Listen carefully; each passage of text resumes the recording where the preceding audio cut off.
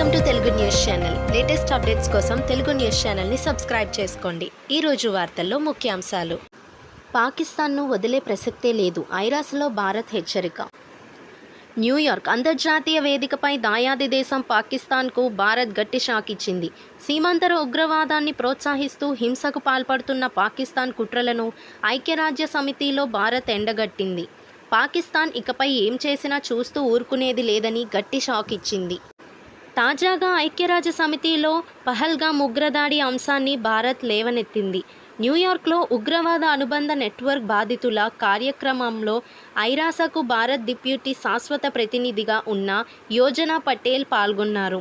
ఈ సందర్భంగా పటేల్ మాట్లాడుతూ, పాకిస్తాన్ ప్రపంచ ఉగ్రవాదాన్ని పెంచి పోషిస్తుంది, ఉగ్రవాదులకు శిక్షణ ఇస్తున్నామని స్వయంగా పాక్ మంత్రి ఖ్వాజా ఆసిఫ్ బయటపెట్టారు. ఉగ్రవాదులకు మద్దతు ఇస్తున్నట్లు ఏకంగా రక్షణ మంత్రి ఇటీవల అంగీకరించడాన్ని ప్రపంచం మొత్తం విన్నది.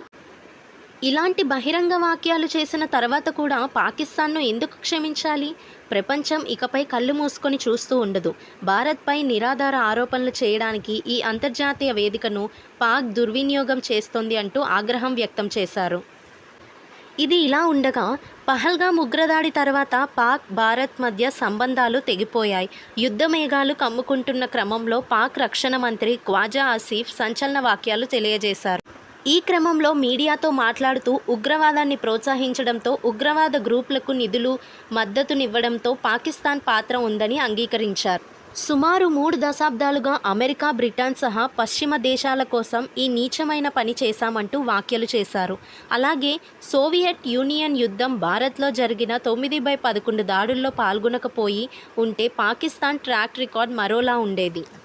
అందుకే మేము మా బలగాలను పటిష్టం చేశాం. ఈ పరిస్థితుల్లో కొన్ని వ్యూహాత్మక నిర్ణయాలు తీసుకోవాల్సి ఉంటుంది.